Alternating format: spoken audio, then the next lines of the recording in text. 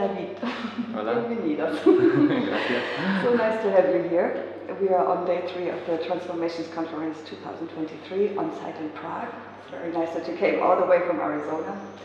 And yeah, we're very curious on your takeaways, what resonated a lot with you in the last couple of days and which encounters that you make, what touched you most.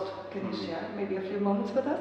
Sure. Yeah, what resonated the most in general, but in many different moments in this conference, is that, well, at the beginning one has the idea that we need to talk about transformations, that I have been thinking about transformations on my own for many decades. I have written papers and all that is necessary.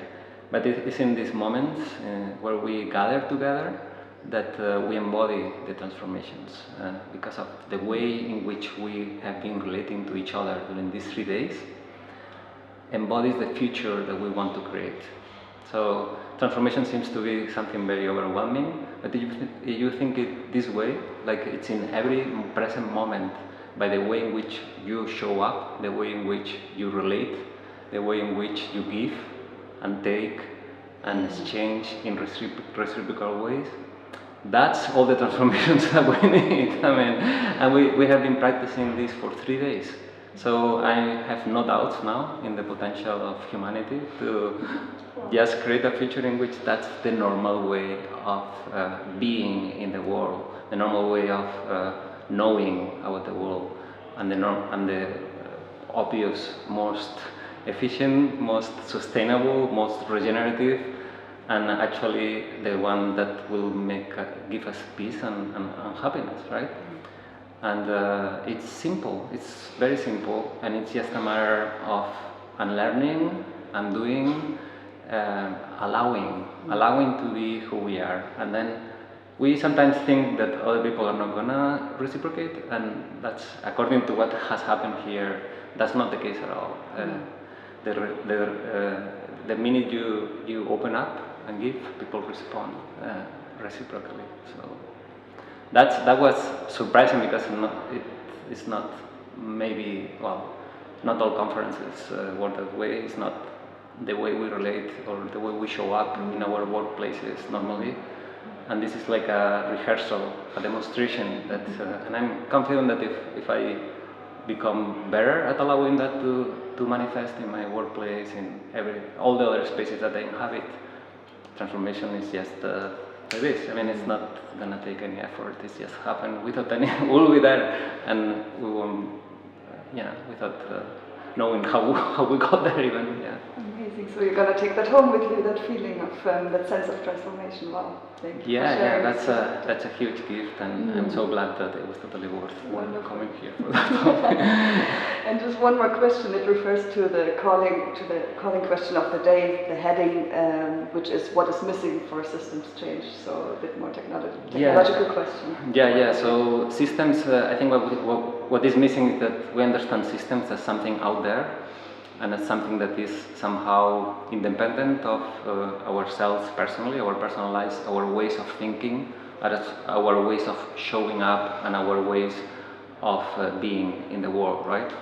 So when you see the systems as something that is out there, it's very difficult to even think about the transformation. Well, you can think about it, but to have any influence, any real influence, and that can be very frustrating, right? Because it's something separate, you have ideas, you propose, but nothing happens.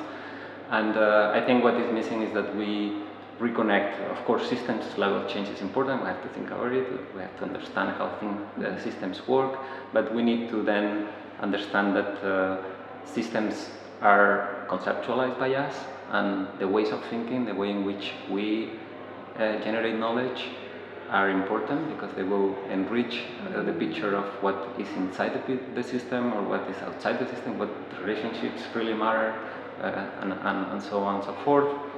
And even more importantly, at the base of it, at the foundation of it, is the way of being, the way of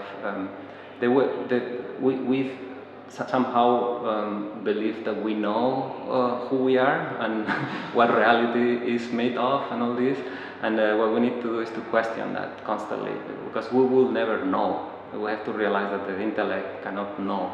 So, but the important part is not to know, it's not to find an answer, it's to keep asking the question. So if we are able to couple the, you know, the question, the constant questioning of who we are and who we are in relation, and you know what our reality is made of, with how we know about it and the different ways, the plurality of ways of knowing that, or approach the fact of knowing, and then couple it with the observation of systems, the engagement systems, the actions that we do, and the embodiment of all this, then I think we will have the big picture. Right now we focus too much on these external aspects that we think we know, because we're using just a very reductive still, even though it's interdisciplinary and all that, but it doesn't incorporate necessarily other types of knowledges,